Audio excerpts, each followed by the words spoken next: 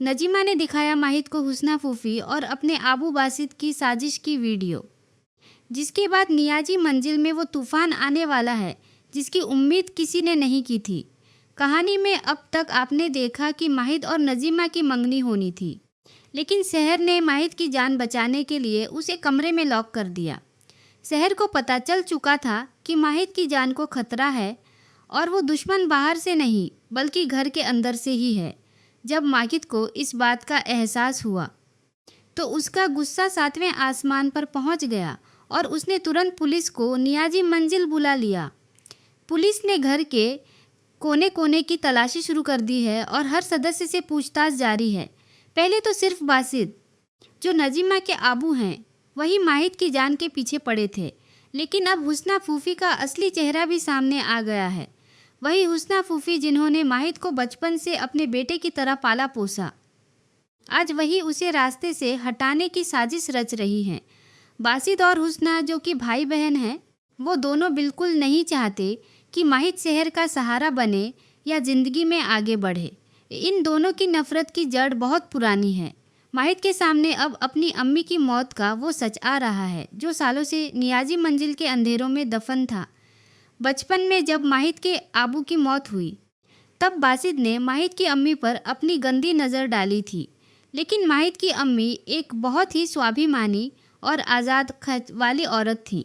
वो पुरानी परंपराओं जैसे लड़कियों को न पढ़ाना या सिर्फ बुर्के में रखना, इन सब बातों के खिलाफ थी। वो चाहती थी कि दुनिया बदले और वो खुद भी एक आज़ाद पंछी की तरह जीना चाहती थी। अपनी इज्जत और माहिद की परवरिश के लिए उन्होंने खुद कमाना शुरू किया। वो कविता लिखती थी और छोटे बच्चों को पढ़ाती थी। बासित को डर था कि अगर वो घर से बाहर गई तो उसके हाथ से निकल जाएंगी, इसलिए जब वो नौकरी ढूंढने अंजुम नगर गई तब बासित ने ही मौका पाकर उन्हें मौत के घाट उतार दिया।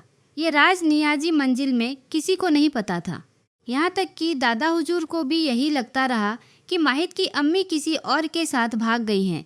सबने मिलकर बचपन से माहिद के दिल में अपनी अम्मी के खिलाफ नफरत भरी थी और इस घिनौने खेल में हुस्ना फूफी ने भी बासित का पूरा साथ दिया था। शहर ने माहिद को बताया कि उसकी अम्मी की डायरी में साफ साफ लिखा है कि घर का ही कोई सदस्य उनके खिलाफ साजिश कर रहा था।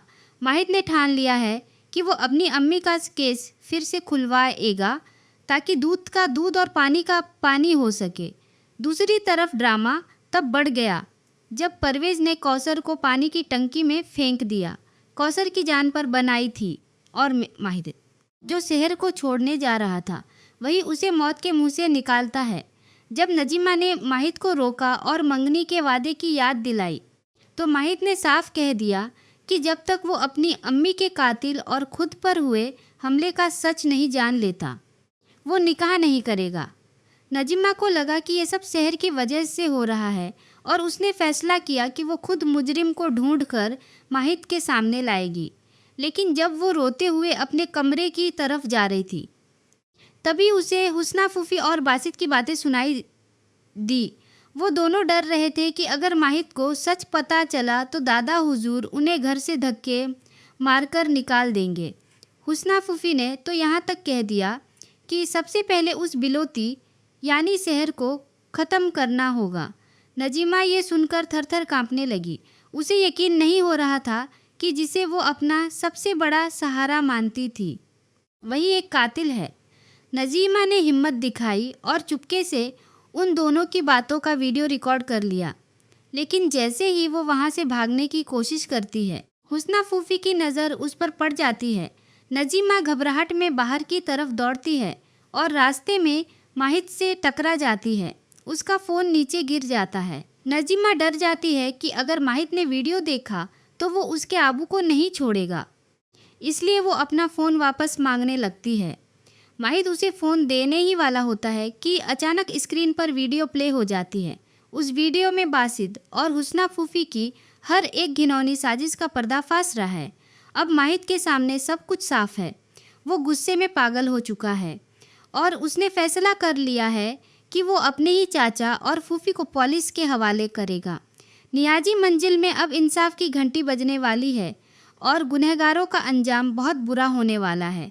माहिद और शहर की दोस्ती अब एक नए मोड़ पर है जहां सच्चाई की जीत हुई है। लेकिन नजीमा अपने ही अपनों के खिलाफ खड़ी होकर टूट चुकी है।